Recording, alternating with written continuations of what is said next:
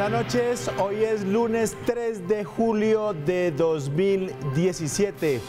Desde el país donde el fiscal anticorrupción es capturado por corrupto, les damos la bienvenida a una nueva emisión de NSN Noticias y estos son los titulares de la desinformación en este lunes festivo.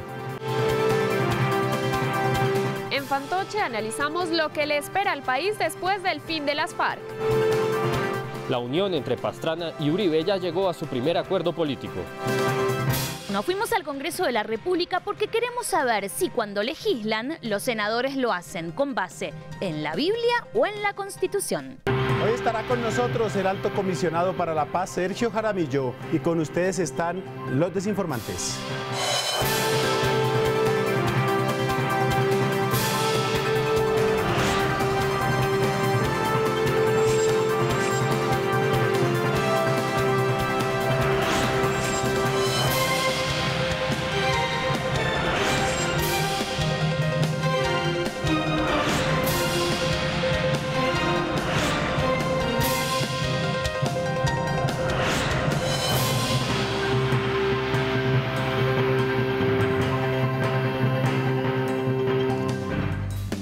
Voy a ser muy breve, o por lo menos a intentarlo, porque entiendo que hoy, lunes festivo, ustedes no quieren oír tanta cháchara. Solamente quiero compartir con todos la felicidad y la satisfacción que siento luego del desarme de las FARC ocurrido el pasado 27 de junio en el Meta, que debería ser una fecha de fiesta nacional, debería ser declarado el Día Nacional de la Reconciliación. Habrá muchos resentidos, irresponsables y sobre todo mezquinos que pretenden minimizar el alcance de este gesto. Pero lo cierto del caso es que hoy tenemos 7.000 guerrilleros menos, 7.000 armas silenciadas, 7.000 hombres que cambiaron la guerra por la ilusión de un futuro en la sociedad civil. Y desde hace meses no tenemos noticias de pueblos tomados ni de emboscadas. Tenemos un hospital militar al que no llegan soldados heridos en combate con esta guerrilla. Tenemos madres que no entierran a sus hijos. Cientos de muchachos que están pensando ahora en oportunidades por fuera de la guerra. ¿No era para eso la guerra? ¿Para silenciar las armas y disminuir el dolor de tantos compatriotas? Pues bueno, para eso sirvió la paz. Sé que la paz es incompleta, como lo dijo el presidente Belisario Betancur, pero también sé que se nos abren muchas esperanzas. El martes pasado, el jefe de las FARC, Timo León Jiménez, le reclamó al gobierno por el incumplimiento de varios de los compromisos adquiridos en los acuerdos, sobre todo en el trámite de leyes y normas que permitan resolver la situación jurídica de los guerrilleros, y también alertó sobre los problemas de seguridad. No obstante, reiteró el compromiso de su organización con la paz y terminó diciendo: adiós a las armas, adiós a la guerra, bienvenida la paz. Las inquietudes de Timochenko no deben caer en saco roto. Si yo estuviera en su pellejo, también estaría atortolado. Y aunque Juan Manuel Santos dijo que el gobierno está firme cumpliendo lo pactado, es indispensable que eso se traduzca en hechos, sobre todo en lo concerniente a la protección de los desmovilizados. No podemos permitir que se repita la historia de la Unión Patriótica. El desarme de las FARC es la mejor noticia de mi vida, la mejor noticia para Colombia en medio siglo y un logro innegable del gobierno de Juan Manuel Santos. Así muchos hoy aún sigan respirando por la herida del resentimiento y de la envidia. Entremos ahora sí en materia desinformativa y recuerden que pueden participar en nuestra cuenta de Twitter NSN Noticias con el hashtag Los Desinformantes. Y por supuesto que tenemos que darle paso a nuestra sección Fantoche, que hoy tiene el análisis más objetivo que se ha hecho sobre el desarme de las FARC. Así que le doy el paso a Angélica Casallas con esta desinformación.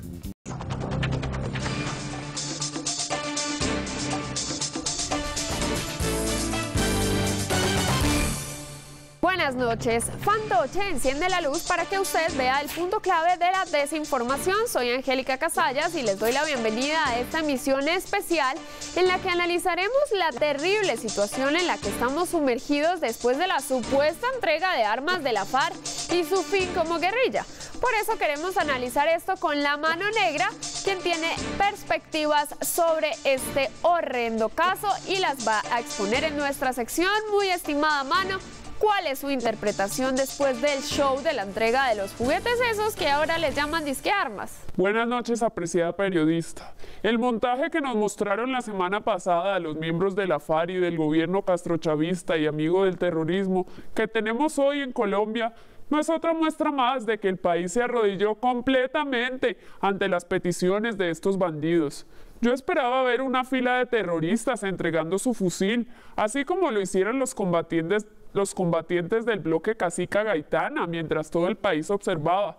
Pero no, todo fue un acto simbólico con el que los compatriotas nos dimos cuenta de la mentira que montó Santos, quien incumplió el mandato del pueblo que tras el no en el plebiscito exigía continuar la guerra. Sin duda alguna. ¿Y cuál es su situación después de la tal entrega de armas de este grupo homoateo narcoterrorista? Definitivamente, desde que se dio este vil acto, este país está prácticamente igual que Venezuela. Mírenme a mí, desempleado. Prácticamente me va a tocar salir a las calles a rebuscarme la vida, porque ya no hay garantías ni incentivos para promover nuestras ideas. Es un fracaso definitivamente. Somos miles, millones de colombianos que como yo hemos sido víctimas de este gobierno que ahora nos deja sin piso. ¿Qué coco le vamos a vender al país en las próximas elecciones? ¿Qué miedo les vamos a infundir si no existe la FARC?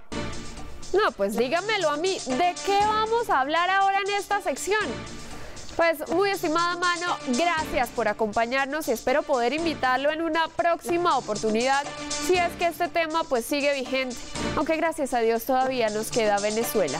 Vlado continúe en estudio con más desinformación. Pues ojalá que esa Mano Negra siga desempleada, aunque con las elecciones presidenciales dudo mucho que se vaya a quedar con los brazos cruzados la Mano Negra.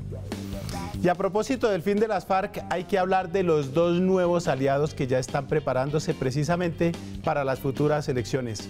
Por supuesto, se trata de Álvaro Uribe y de Andrés Pastrana Arango, quienes ya anunciaron sus primeras propuestas de cara a esta contienda. Daniel Ruge nos cuenta de qué se tratan. Vlado, la alianza entre Andrés Pastrana y Álvaro Uribe empieza a dar sus primeros frutos. El primer acuerdo político al que han llegado es a oponerse a que la selección Colombia vaya al Mundial de Fútbol. Los expresidentes aseguran que no hay garantías para que el combinado nacional gane el Mundial, por lo cual ellos proclaman que clasificación sí, pero no así. Dicen que en 2018 el país no puede permitirse enviar una delegación oficial a Rusia, la cuna del comunismo. Pastrana y Uribe solicitan un compromiso previo y por escrito de cada jugador de la selección Colombia, asegurando cuántos goles va a meter cada uno.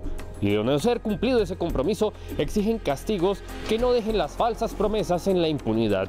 De igual manera, los expresidentes rechazan la supervisión de los partidos de ayuda con el VAR, el árbitro virtual, pues consideran que no solo les impide desarrollar sus mejores jugadas, sino que es una alcahuetería similar a la usada por la ONU para supervisar el desarme que no ofrece garantías. Uribe y Pastrana esperan juntarse muy pronto con el doctor Carlos Antonio para pedir la renuncia del profesor Peckerman, pues consideran que le ha mentido al país y que no le sirve una falsa clasificación al Mundial si no garantiza que ese Mundial se va a ganar.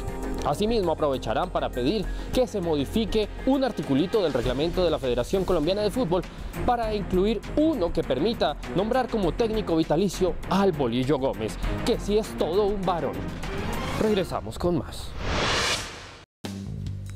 Como quien dice, Mundial sí, pero no así. Mejor vamos a nuestra primera pausa comercial, pero quédense ustedes ahí quietecitos porque NSN apenas comienza.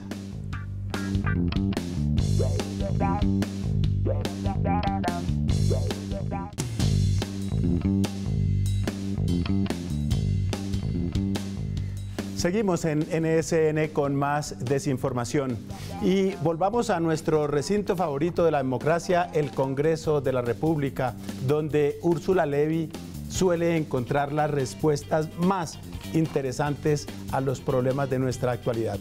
Esta vez quiso preguntarles algo a los senadores muy concreto para cumplir con su trabajo. ¿Qué prefieren, la Biblia o la Constitución? ¿Qué es más importante? Veamos qué le respondieron. Para usted en su trabajo como congresista, ¿qué es más importante, la Constitución o la Biblia? No, cada una tiene su espacio. La Constitución desde el punto de vista del derecho, del respeto hacia una serie de valores, y la Biblia es algo espiritual que nos llega al alma. Evidentemente la Constitución. La Biblia y la Constitución, la una va de la mano de la otra. La Constitución. La Constitución. Espero que en lo fundamental no estén en contraposición. Por supuesto, la Constitución, que es la norma de normas. La Constitución. La Constitución. Como congresista tengo que atender mis funciones en desarrollo de lo que me permite la Constitución Nacional. La Constitución, sin duda. La Constitución. La Biblia inspira a los exégetas de la palabra trabajo o de la palabra cualquier otra. Donde no hay Biblia no hay nada. Menos mal no estaba por ahí el ex procurador Ordóñez. Él ni siquiera sabrá qué es esa vaina que se llama Constitución. Pero sigamos hablando de las Sagradas Escrituras, porque nuestro pastorejo de cabecera quiso volver a iluminarnos hoy con su sabiduría y nos trae una reflexión con la parábola del Hijo Pródigo.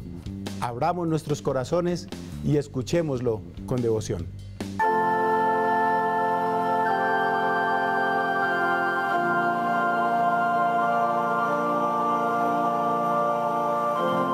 Hermanos, hoy me dirijo a vosotros para contaros que ante los riesgos que representa el castrochavismo, nos hemos visto en la obligación de revisar la parábola del Hijo Pródigo para que no haya lugar a confusiones. La parábola actualizada dice así: un hombre tenía 2 hijos. El menor de ellos pidió la parte de la herencia que le correspondía a su padre. Al recibirla, se marchó a un país lejano donde la malgastó en vicios y prostitutas. Al acabarse el dinero, pasó hambre extrema y se arrepintió. Al regresar, el hijo pidió perdón, pero el padre le dijo: «Hombre, hijito, por Dios, el perdón sí, pero con condiciones. Podéis regresar a la casa, pero sin impunidad». El hijo le replicó: «Padre, pero si en la parábola original vosotros armabais tremenda rumba porque tu hijo perdido volvía. ¿Qué ha pasado ahora, A lo que el padre le contestó: «Hombre, que no podemos permitir parábolas que inciten a perdonar el terrorismo castrochavista, parcero. Si queréis ser perdonado, debéis entregar primero las caletas. Hombre». En ese momento intervino el hijo mayor en respaldo de su progenitor: «Eso, padre, reprendedlo. No permitáis que regrese a casa hasta que pague un castigo». Y el padre dijo: «Someteremos el perdón de tu hermano menor a un plebiscito». Entonces el hermano mayor dijo con alborozo y advirtió que haría campaña por el no. Con celeridad se surtió la votación, que ganó justamente el no. Y así el padre desterró al hijo menor, que intentaba regresar arrepentido. Y ese padre salvó a su familia de los peligros del comunismo y la ideología de género. Fin. Mejor que la que os contó Jesús, ¿verdad? Espero que hayáis comprendido las correcciones en esta nueva parábola del Hijo Pródigo. Les deseo una santa y feliz noche. Definitivamente esa sí es la verdadera palabra del Señor. Hablemos ahora mejor de temas más terrenales, más exactamente de la revocatoria del alcalde Enrique Peñalosa, que al parecer está más viva que muerta. Por este motivo le pedí a Angélica Casallas un exhaustivo y cuidadoso análisis sobre qué es y de qué se trata el proceso de revocatoria del alcalde Peñalosa. Adelante, Angélica. Así es, Vlado, usted me pidió que analizara y estudiara absolutamente todo lo que tiene que ver con la revocatoria del alcalde Enrique Peñalosa, y eso hice muy juiciosamente durante mis puentes festivos, así que hoy estoy en capacidad de explicar el tema muy claramente. Empiezo contándoles que los alcaldes se eligen por voto popular, pero pues si uno no está contento con ellos, los puede revocar. O sea, decirles como: no gracias, no nos gusta lo que estás haciendo, preferimos hacer otras elecciones y que venga otro aquí a arreglarnos la cosa. Entonces, si un alcalde, por ejemplo, dice: ay no, yo mejor hago el Transmilenio pero elevado, entonces la gente puede decir: no, ¿cuál elevado? Subterráneo, no, revoquemos a este tipo y listo. Lo único que hay que hacer es ir a firmar en la registraduría y ahí le abren un proceso al señor alcalde. La cosa es que eso sale carísimo, porque toca hacer una consulta y pues como las consultas médicas, pues eso vale mucha plata. Y bueno, ahí le preguntan a la gente que si quiere que siga este señor o mejor que no. Y la gente opina y listo. Si quieren que se vaya, entonces toca hacer nuevas elecciones. De todas maneras, pues yo no sé de qué sirve sacar a un señor si después el que llegue va a empezar de cero, a decir que no, que todo mal, que no hay nada, falta todo, hay que hacer esto, lo otro, y la ciudad pues vuelta a nada. Lo único que no me quedó muy claro es si en caso de que no quieran que siga Peñalosa nos devuelven a Petro, en cuyo caso tendríamos que acudir al doctor Ordóñez y pedirle auxilio, porque él sí sabe cómo manejarlo. Mejor dejemos así, no, más bien pongámonos las pilas para escoger un buen candidato en el 2019. ¿Les quedó claro?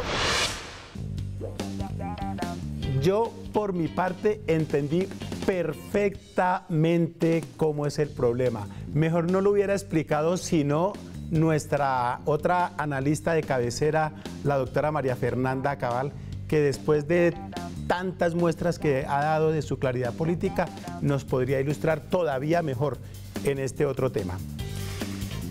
Pasemos al plano internacional a propósito de la doctora Cabal, porque tenemos que hablar de Argentina, pues la expresidenta de ese país, Cristina Fernández de Kirchner, al parecer se lanzará al Senado de ese país. Ella, sin duda alguna, ha tenido la inspiración por aquí en este vecindario para esa próxima movida electoral. Hacía bastante tiempo que no hablábamos de Cris, pero hoy la situación lo amerita, porque al parecer la expresidenta de la República Argentina está considerando seriamente la posibilidad de volver a la política en forma. Los 12 años de kirchnerismo y sus 2 periodos como presidenta no han sido suficientes y tal como lo prometió, Cris vuelve al Senado. ¿Qué quieren que les diga? Está perfecto, porque cuando uno sabe que aún le queda mucho por darle al país, tiene que volver a servir al pueblo. Otras grandes figuras ya lo han hecho también. Una clara muestra de humildad para demostrar que lo único que quieren es contribuir. Miren, por ejemplo, Fujimori. No conforme con todas las cosas maravillosas, grandiosas que había hecho por Perú, quiso ser senador en Japón. Pero sus deseos de aportarle a la tierra de sus padres se vieron frustrados por la injusta e implacable persecución política de la que fue víctima. Gran pérdida para Japón. Otro modelo a seguir para Cristina es el de Augusto Pinochet, quien, luego de finalizar sus responsabilidades como jefe de Estado en Chile, se desempeñó como senador. Todo esto, por supuesto, pese a los feroces ataques de sus opositores. Y, sin ir más lejos, por acá tenemos otro personaje inspirador para cualquier demócrata que se respete, como Cristina Fernández. Nada menos que el doctor Álvaro Uribe, tipo altruista, quien después de dedicarle 2 periodos de sacrificio al país, ahora le está prestando sus abnegados servicios a la patria desde una modesta curul en el Senado. Definitivamente, esta es la clase de líderes que necesitamos, que más allá de sus posturas, lo único que quieren es seguir sirviéndole al pueblo. ¡Gracias, Cris! Una vez más tengo que decirlo, no soy gay, pero defiendo con todas mis fuerzas los derechos que los gays tienen. Por eso, en pleno siglo XXI, me parece absurdo preguntar siquiera si los homosexuales tienen derecho a casarse o a adoptar niños. Sería como preguntarle a la gente si está a favor o en contra del divorcio o del matrimonio civil, o si está de acuerdo o no en que las mujeres usen pantalones o que puedan votar. Quienes creemos en los derechos de la comunidad LGBTI no podemos posar de neutrales ni de moderadores en este debate que plantea un dilema equivocado. Es un deber moral de todos defender esas garantías. Con esta reflexión extiendo un caluroso saludo a la comunidad LGBTI de nuestro país y damos inicio esta noche en NSN al Carrusel de la Desinformación.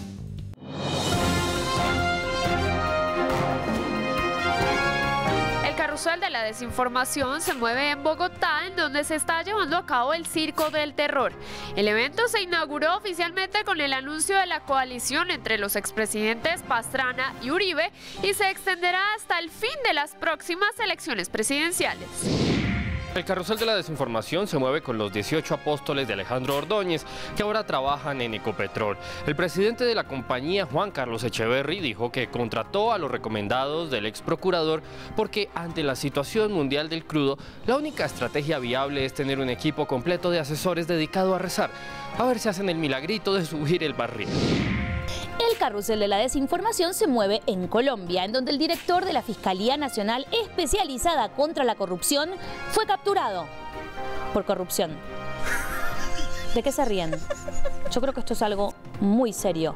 De verdad, o sea, yo no entiendo lo que están haciendo. Parece que además de todos estos tipejos nos estuvieran robando los libretos.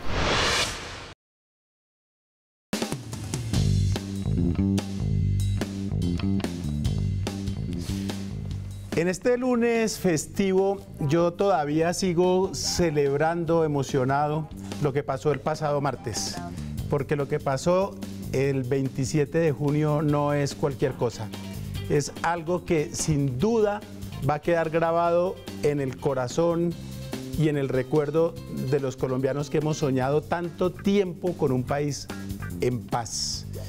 El desarme de las FARC es un hito en la historia de la violencia de este país. Es algo que no nos imaginamos que íbamos a vivir para ver. Y lo vimos.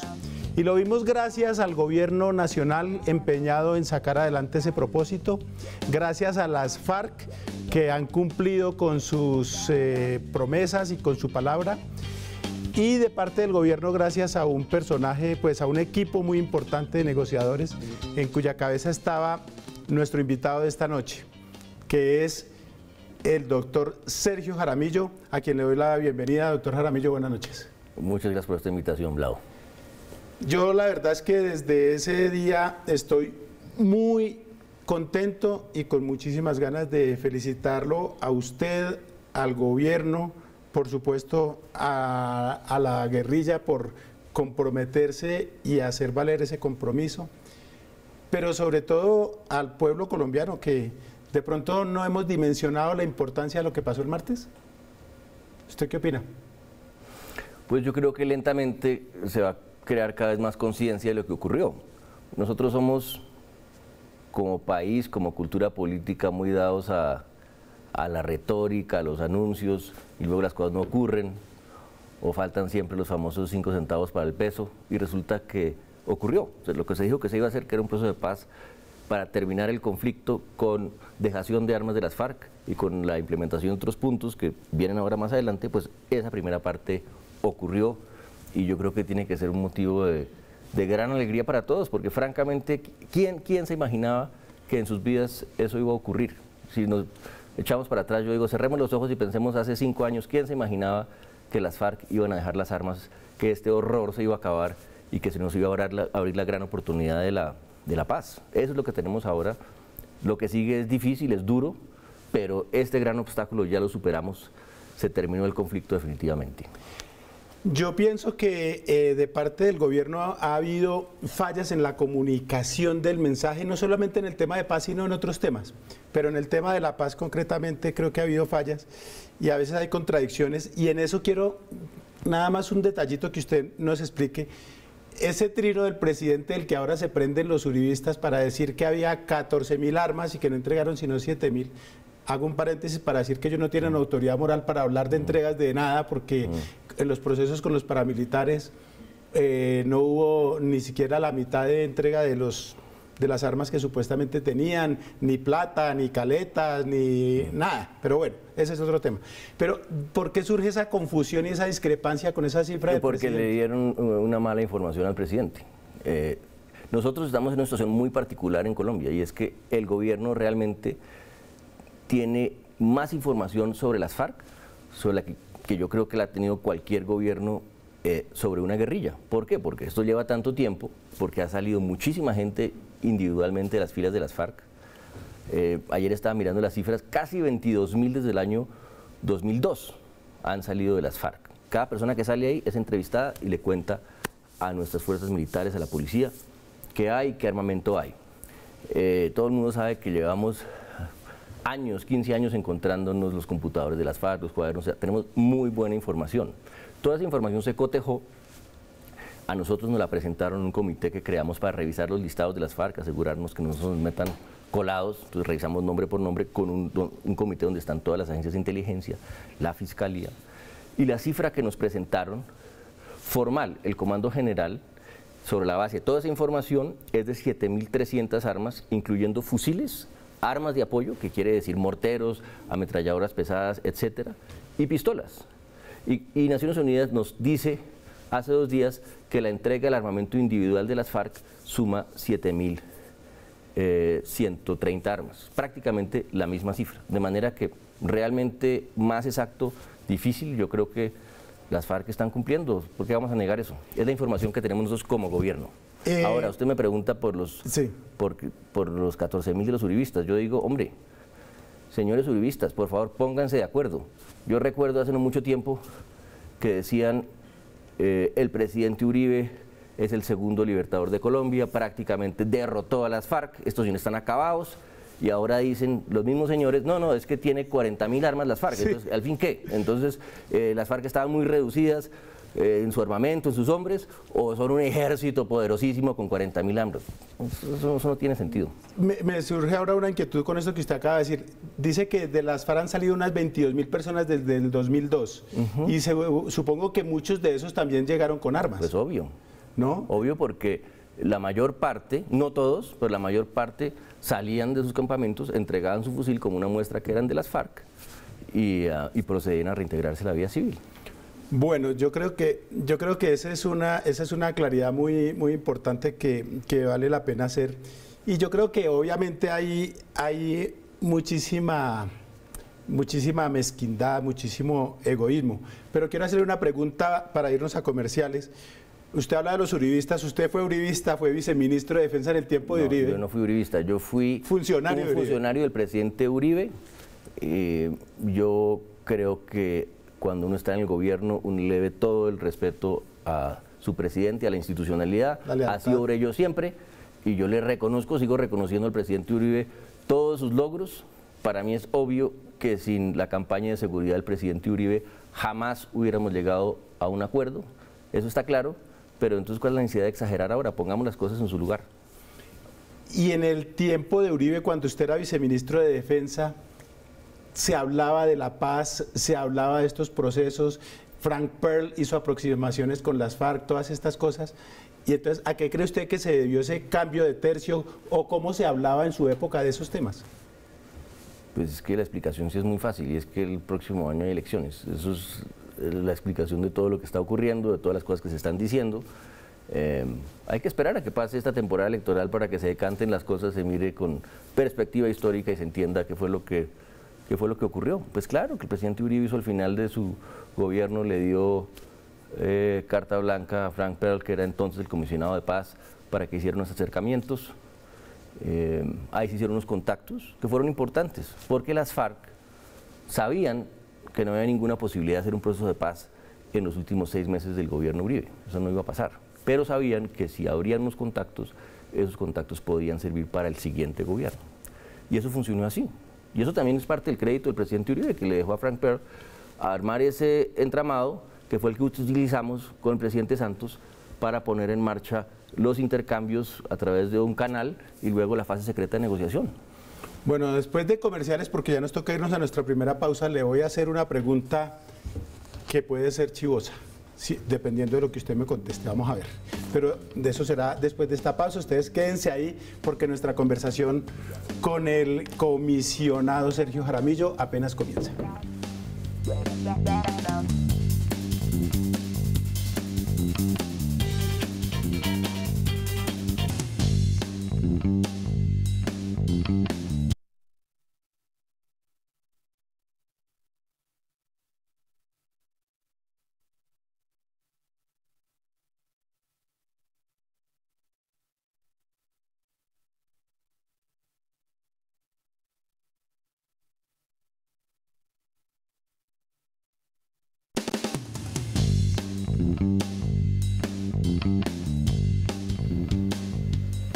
Seguimos conversando con el comisionado Sergio Jaramillo, uno de los artífices de este proceso de paz exigente, desgastante, pero que al final nos trajo mucha alegría a muchos colombianos.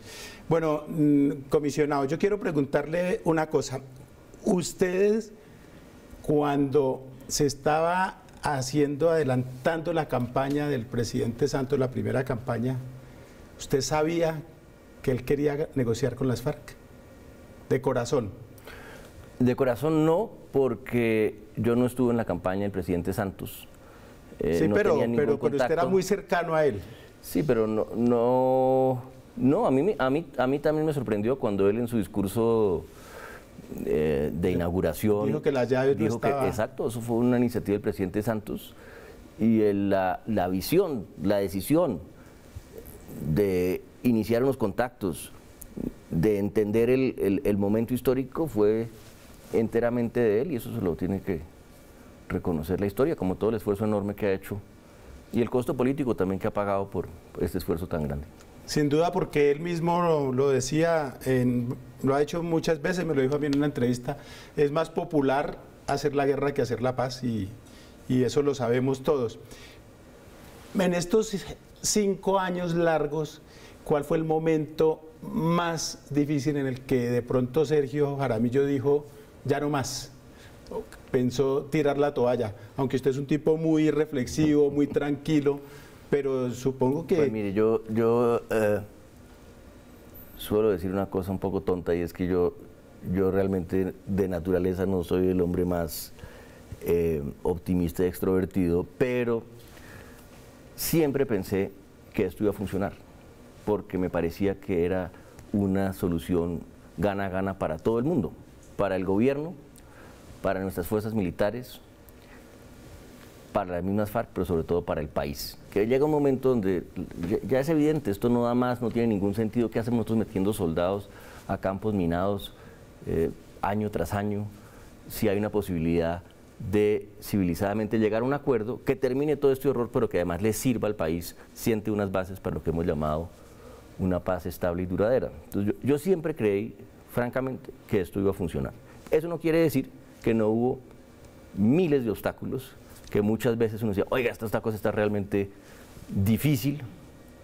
Por ejemplo, la transición de la fase secreta de conversaciones a la fase pública fue muy dura, porque nosotros veníamos embalados, trabajando muy intensamente. Sale el acuerdo general, el presidente lo anuncia en septiembre del 2012, un acuerdo con las FARC, ¿quién se esperaba eso? Y entonces todo parecía que iba a fluir fácilmente, cambian las delegaciones, las FARC meten a una gente bastante dura en su propia delegación y todo se para, y uno dice, uy, acá nos toca prácticamente comenzar otra vez de ceros a construir un ambiente en el que se pueda esto mover. Pero finalmente eso estuvo bien, me parece que las FARC actuaron inteligentemente, metiendo cada vez más a sus comandantes, a los miembros del secretariado ahí para darle peso a su delegación, y todo esto en buena parte también por eso funcionó, porque ellos estaban representados por la gente que era de su lado, y pues yo espero que el gobierno también, pero pues problemas hubo todo el tiempo. Bueno, y en medio de esos problemas, ¿en qué momento sintió usted que esto ya no tenía reversa, que usted dijo, no, ya coronamos, ya, porque obviamente lo que vimos el martes pasado, sí, fue producto de una cantidad de cosas que seguramente hubo manotazos en las mesas, salidas de los recintos donde estaban negociando, desesperación, trasnochadas, amanecidas, etcétera. Pero ¿en qué momento dijo usted ya esto? Pues mire, lo que pasa es que, si le puedo llamar de esa manera, la estrategia del gobierno es lo que uno podría llamar una estrategia incremental, que yo creo que es la estrategia correcta cuando uno está ante un problema muy difícil, de enormes desconfianzas, que es que usted va dando un paso y sentando un hito y va dando otro paso y sienta otro hito, ¿no es cierto? Entonces, le mencioné el acuerdo general. Después comienza en La Habana y, hombre, a los 6 meses llega un buen acuerdo. Yo creo que realmente un excelente acuerdo sobre el punto 1 de desarrollo rural. Entonces, ahí ya tiene un hito. Sigue y luego llega otro. Entonces dice, y cada vez el costo para ambos lados es más alto de decir, no, nos vamos a salir de esto porque ya el esfuerzo ha sido demasiado grande. Más allá de que las FARC no van a devolverse al monte, en fin, ya es demasiado la energía humana que se le ha puesto esto como para decir, no, nos vamos a echar para atrás. Ahora, claro que hay ciertas cosas que hubieran hecho el proceso imposible, que fue lo que nos pasó, entre otras cosas, luego del plebiscito, que nos sentamos con los señores y señoras del no, oímos todas sus preocupaciones, las recogimos en un documento que ellos mismos elaboraron de 60 puntos. Nos fuimos a La Habana con Humberto Lacalle con eso, a decirle, señores de las FARC, acá tenemos que hacer unas reformas al acuerdo, perdimos el plebiscito, no hay nada que hacer, esto es una democracia y eso es lo que dicen los señores del no, y de esos 60 puntos prácticamente todos los logramos cambiar en el acuerdo, salvo 2. Los 2 puntos que hubieran hecho el proceso imposible, que es la exigencia que las FARC se vayan para la cárcel y la exigencia de que no participen en política. Pero es que, ese era el objetivo del proceso. Pero es que no este. Todo proceso de paz aquí en Centroamérica, en el mundo, con una guerrilla, se trata de su transformación de las armas a la política. Esa es la esencia del proceso. Obviamente. Si no hay transición a la política, no hay proceso de paz. Entonces, pues evidentemente había unos temas ahí que a las FARC también les preocupaban en su momento, yo creo que todavía no dejan de preocuparles, que son los que harían imposible el proceso. Pero pues teniendo la decisión del presidente, del gobierno, de que esto lo empujábamos, salíamos adelante, pues yo creo que finalmente cada vez era más claro que esto iba a funcionar, pero también no hay que tentar a los dioses y cantar victoria tempranamente hasta que las cosas no estén hechas. Sin duda alguna. Y en todo este proceso, yo no hablo de amistad propiamente, pero ¿terminó usted con cierta cercanía, en particular con alguno de los miembros de la delegación de las FARC, con el que se entendiera mejor, con el que hubiera un mayor flujo? Pues mire, este aspecto, digamos, humano de las negociaciones es muy interesante, tanto con su contraparte como dentro del mismo grupo, porque eso son unas cosas muy intensas.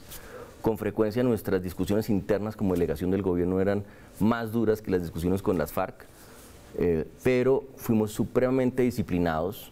Éramos un grupo francamente heterogéneo, personas tan distintas como Humberto Lacalle, el general Mora, el general Naranjo, o yo, o los que en algún momento u otro pasaron por La Habana también, como Luis Carlos Villegas, como Frank Pearl, como la canciller al final. Mónica Cifuentes, importante. Bueno, Mónica estuvo ahí todo el tiempo, muy importante. Ahora hablamos de eso.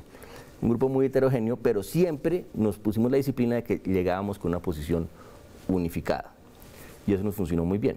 Ahora, en cuanto a las FARC, pues es muy interesante también porque la gente cambia. Mire, Iván Márquez fue un tipo que fue muy duro durante mucho tiempo en la negociación, y eso se vio desde Oslo. Sí, el discurso era impresionante.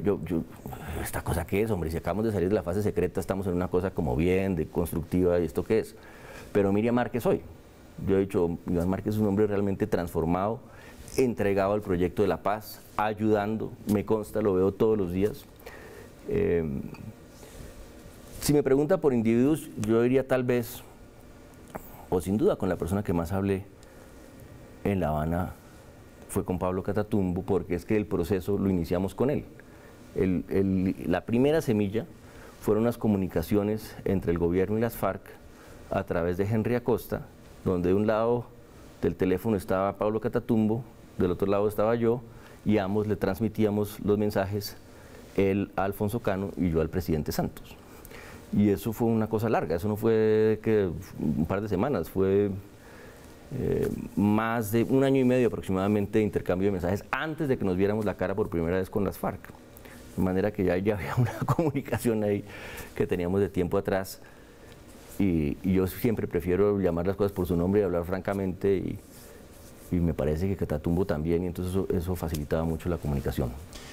Bueno, de esta manera vamos, es que el tiempo se va rapidito, ¿se da cuenta?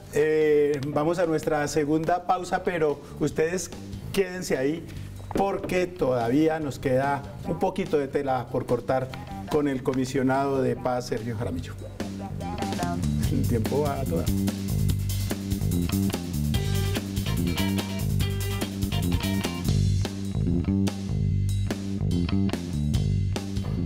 Bueno, comisionado, usted es un hombre, yo lo conozco hace años, un tipo tranquilo, casi inalterable. ¿A usted qué cosas en la vida, ya no hablando del proceso ni del gobierno, ni de qué cosas en la vida le sacan la piedra? ¿Cuándo se sale usted de los chiros?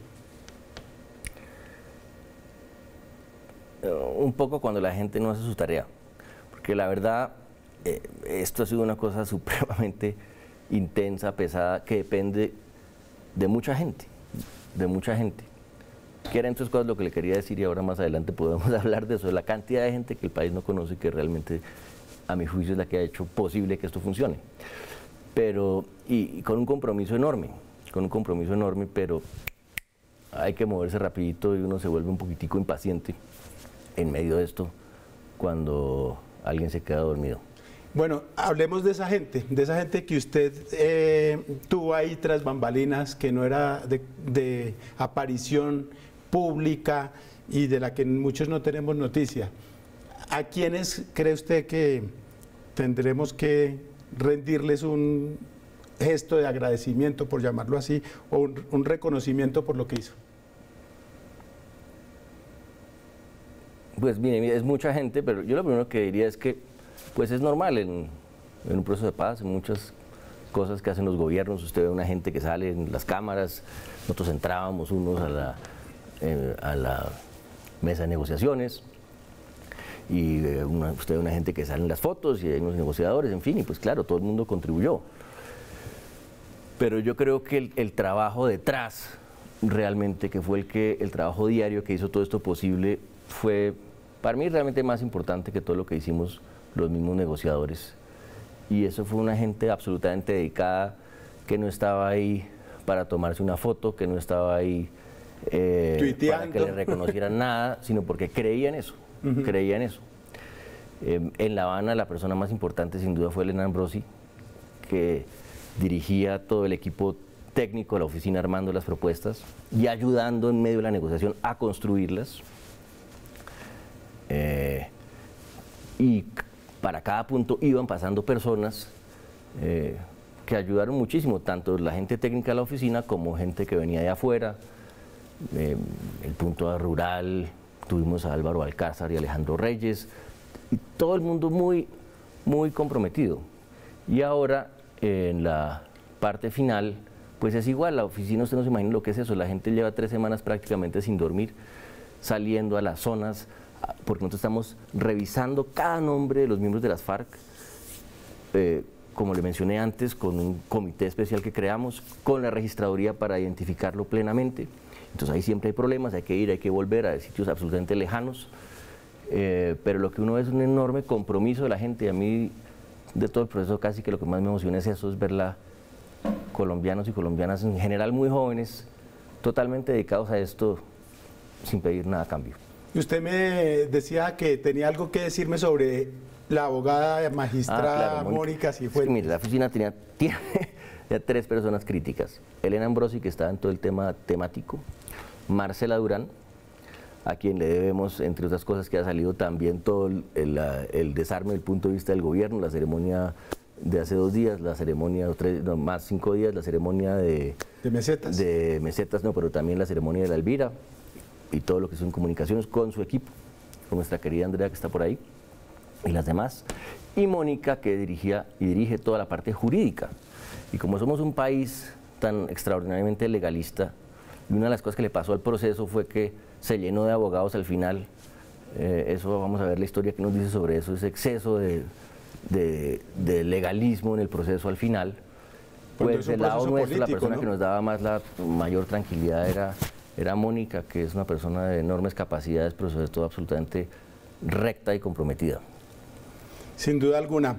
Yo quisiera preguntarle, en todos estos torpedos que les lanzan, entre toda esta artillería que ha habido contra el proceso, contra el show mediático del que hablan algunos y todo, ¿usted a qué columnistas ya no lee? ¿O usted los lee a todos? Pues yo en general soy malo para leer columnistas, porque yo sí creo que hay un problema que entre otras cosas no solamente existe en Colombia, pero es que, o sea, ¿a qué horas el periodismo se convirtió en un asunto de opinión? Entonces, leamos a los... No, primero denos un poquito de información, señor periódico, señores medios, para que podamos hacer nuestra propia idea y después miramos si estamos de acuerdo con el columnista o no. Y lo que uno ve desafortunadamente, pues hay una cantidad de gente muy seria, muy buena, pero también cada vez más uno ve todo cruzado por esta lógica electoral. Uno lee como el otro día uno de estos columnistas muy conocidos del Tiempo, uno lo va leyendo y dice, oye, este tipo, ¿por qué está diciendo estas cosas que él sabe que no son ciertas? Entonces, pero es que este señor está interesado en este candidato. Entonces él tiene que ir diciendo una serie de cosas ahora sobre el desarme o incluso sobre el tema de los bienes que cualquier persona que se tome 2 segundos y mire el acuerdo sabe que eso no es lo que dice. Y eso me parece un poquito preocupante, que se vaya desmoronando una tradición fuerte que tiene Colombia y admirable del periodismo investigativo, de los medios como unos guardianes un poco de la verdad de lo que está pasando.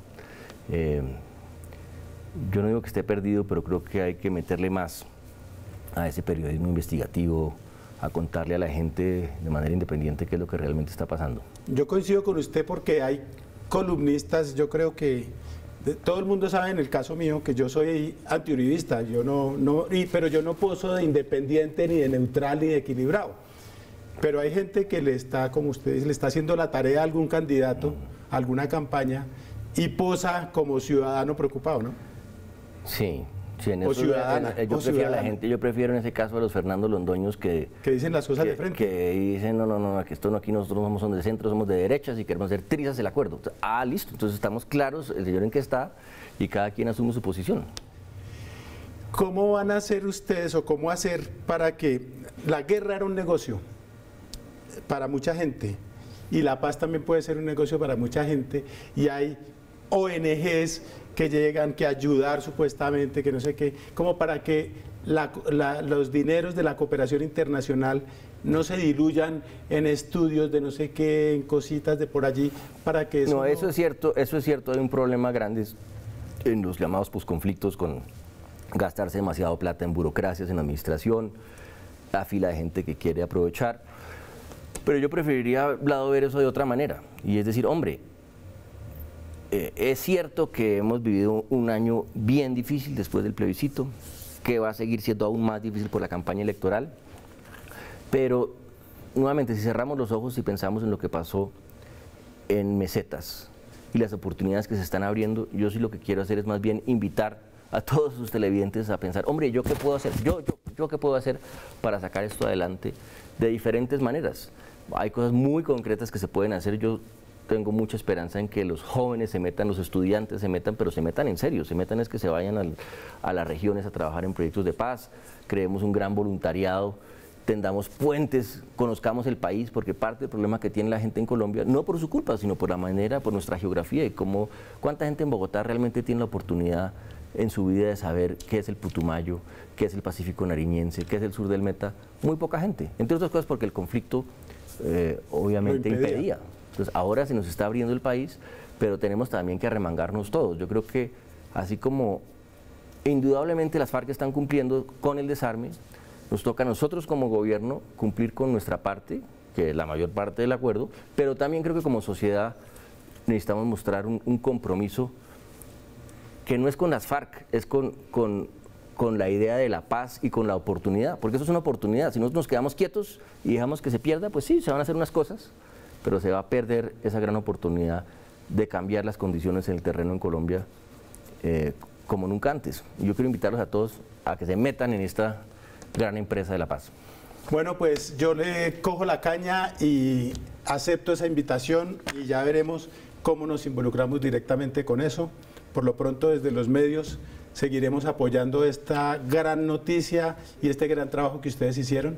Y por su conducto quiero darle gracias a usted y al Gobierno Nacional por darnos esta nueva oportunidad para el país. Muchísimas gracias. Muchas gracias por esta invitación y ustedes sigan haciendo su tarea. Muchísimas gracias. Y nosotros de esta manera llegamos al final de una nueva emisión de NSN Noticias. Los esperamos el próximo lunes, como siempre, aquí a las 10 en punto de la noche para seguirlos desinformando. Muchísimas gracias.